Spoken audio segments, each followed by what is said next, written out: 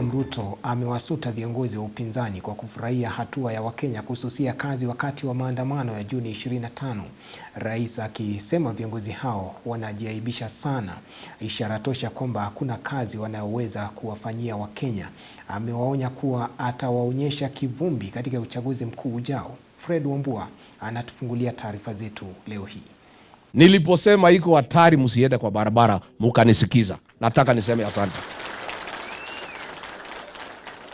Nilipoambia wafanyikazi wasifungue biashara zao, imepangiwa vile zitaharibiwa, wakafuga maduka. Nataka niseme asante.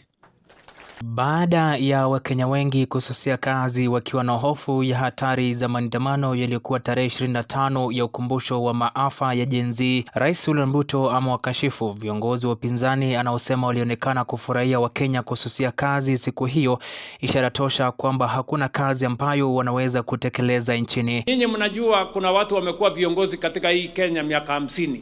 They have nothing to show for it. Ni kurandaranda tu, kuzurura, nothing.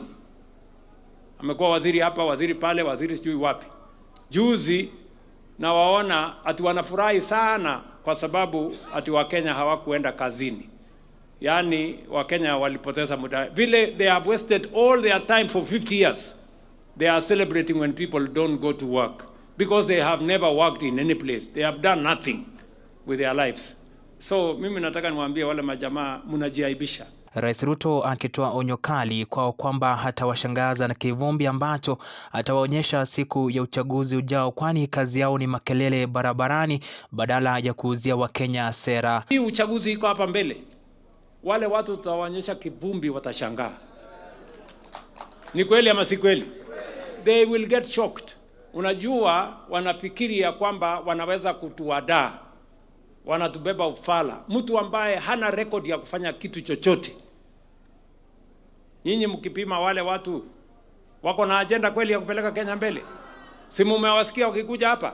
Wakisimama hapo barabarani wanaongea vile tutajenga shule. Wanaongea vile tutazalisha kilimo. Wanaongea vile tutapata mambo ya matibabu. Si wakikuja hapo ni kasongo, sijui nini. Ati ile kazi kubwa wamefanya.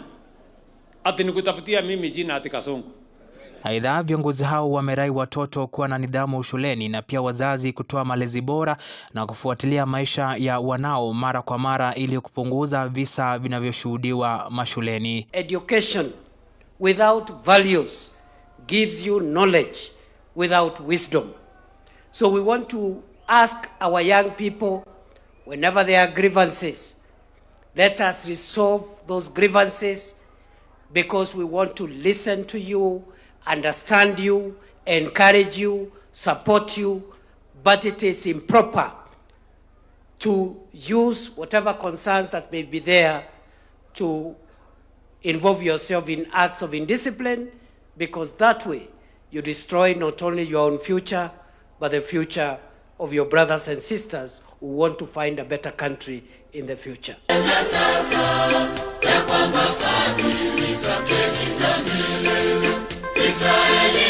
Fredrick Wambua, Undugu TV.